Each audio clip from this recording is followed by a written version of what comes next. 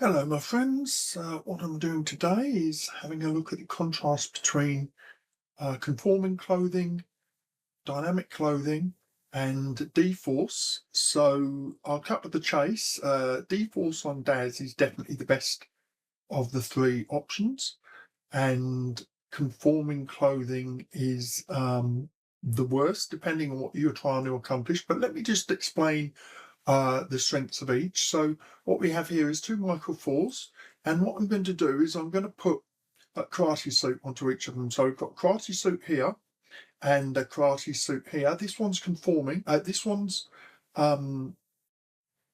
dynamic, and this one's conforming. So I'll put a conforming one in first. So the great thing about conforming clothing is it doesn't matter what order you do it in. So I'll go pants, or I could just drag it on and then select conform to Steve, and that's fine. Then I'll put, actually, I'm going to conform it to Derek, not Steve. So I'll conform to Derek. You'll see why in a second. To Derek. Then I'll conform the jacket just by dragging it this time. And then I'll conform the belt by dragging on top of him. Okay, so the great thing about that is that I can then, so we see down here is the animation timeline. I'm in frame 1 and I can apply a pose here. So I'll just apply a pose to it straight away. Oops, I've just conformed his belt. Make sure I have Derek selected, and I'll conform him. And there you go, in the first frame, and that's conformed here. The belt's kind of dynamic, but it's not, well, sorry, I should be careful with my words. The belt looks as if it's moving according to the pose, but that's just coincidence, I think. You know, the whole thing looks okay. We've got some poke through. The main advantage with conforming clothing is that it's instant and ready to use, and it goes with whatever poses they adopt. But the main disadvantage is that it doesn't respond to gravity, and it doesn't respond to the underlying geometry or other things that they might bump against. So now let's compare to dynamic clothing with Steve. So I'm going to select Steve, and this time I'm going to add this karate suit. And here's the massive pain with this on Poser. So now I'm going to add that to the scene, and there's no conforming here. It just goes into the scene, and you'll see that whereas the conforming clothing comes in as a character, dynamic clothing comes in as a prop here. So I'm going to select those pants, and this is the pain. Now I need to run a cloth simulation. So I go into cloth, I do new simulation, pants, then I set up the simulation settings. So in this case, it's the things I want conform against each other. So I'll just select these, and then I run a simulation in a second. But first of all, I have to say, what do I want to clothify? Well, I want his pants to be clothified. What do I want them to collide against? So I want to collide against everything that's Steve. And then I'm okay and I'm ready, and I can set up other parameters there. And then there's a whole bunch of parameters here that you can set, and I really like these compared to DAZ Studio's way. Gives you much more control in my non-expert opinion, and also for groups and stuff like that. But it's excruciatingly slow. So in the first frame I've loaded, these pants are conforming to this person. Wherever he moves now, they're going to conform. Then I have to run, like, go back a step. Now what I have to do is set him in the pose that I want him in, but I can't do it in pose 1 because the cloth won't be able to conform properly. So what I have to do is go to a later pose. So I'll go to frame 30, I'll do add a keyframe, and then what I have to do is calculate simulation. So I'll click that. It's going to be very slow, so I'll come back to you afterwards. Okay, I made a major mistake there. I forgot to set him into a pose, so I'll go back to the first one, and I'll do clear simulation and reset. I can never remember which does which. Then I go back to the final frame. Then I set him into a pose, which I'm going to have to go from here, I guess. Let's have a look. Poses, and I'm in frame 30 here, 30 of 30. So I'll set him into the same pose as this guy.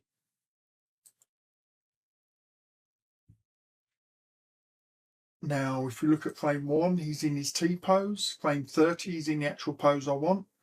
And now I'm going to run that cross simulation again.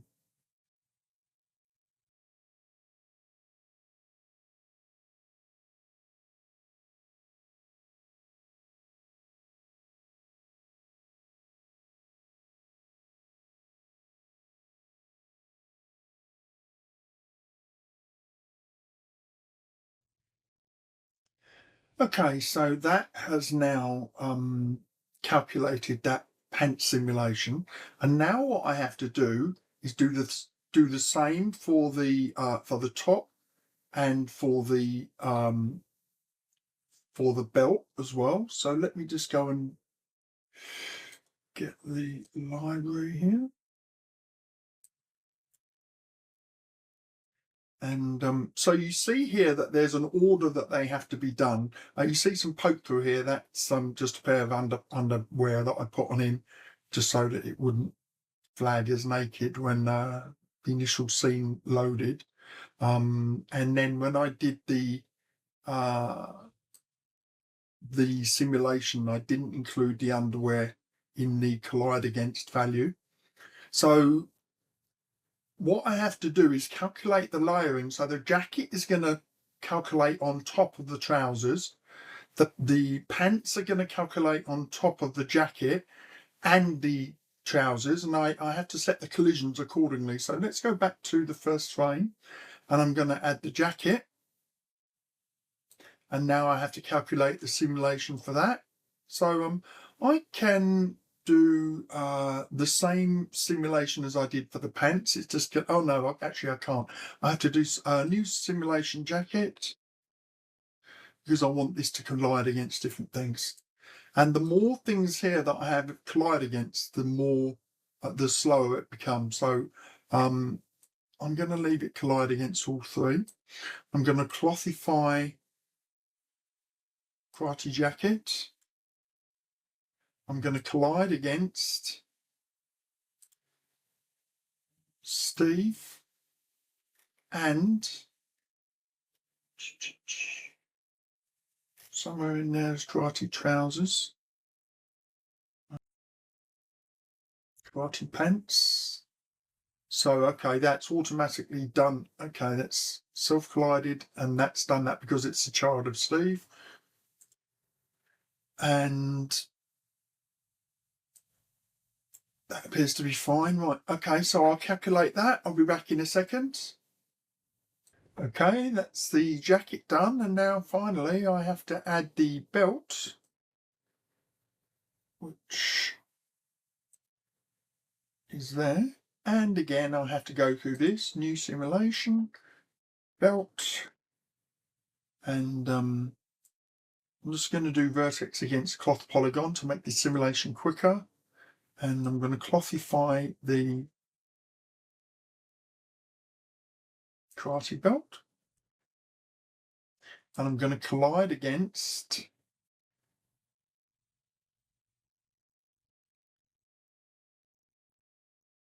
pants and jacket only, just to speed up the simulation. The more things you collide against, and the more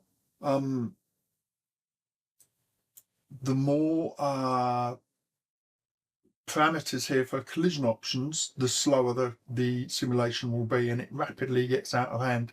Okay, so I'll just calculate that final simulation. So as we can see, the belt.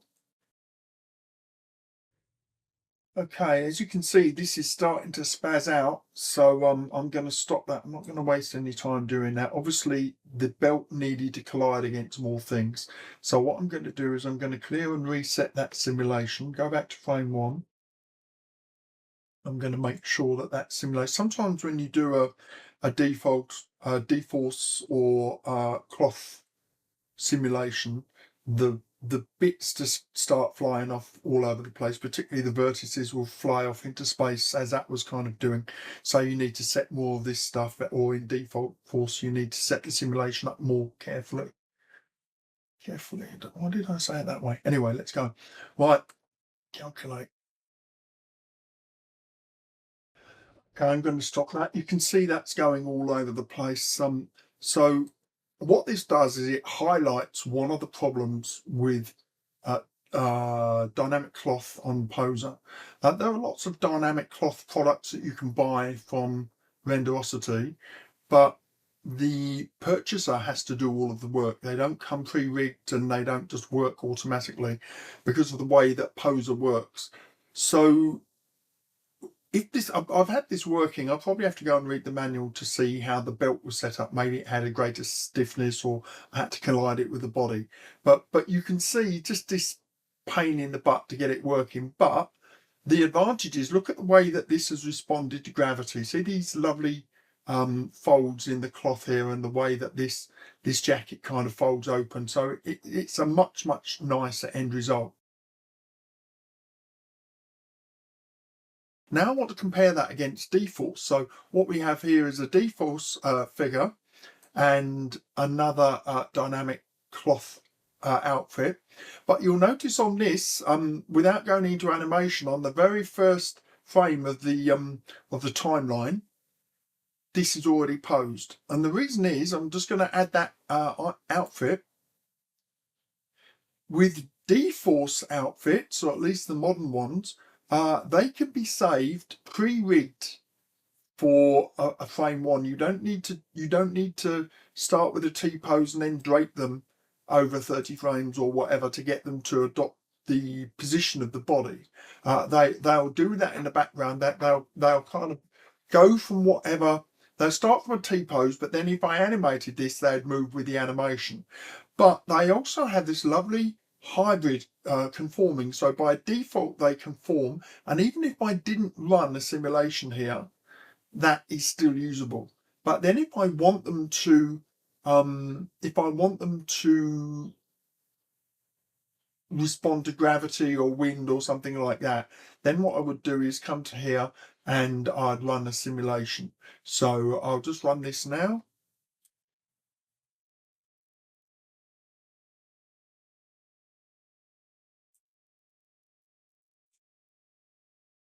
Okay, apparently it needs to recompile the dForce kernels. I guess it's since I installed the new version. See, it set itself back to this, it's not really a T-pose, it's an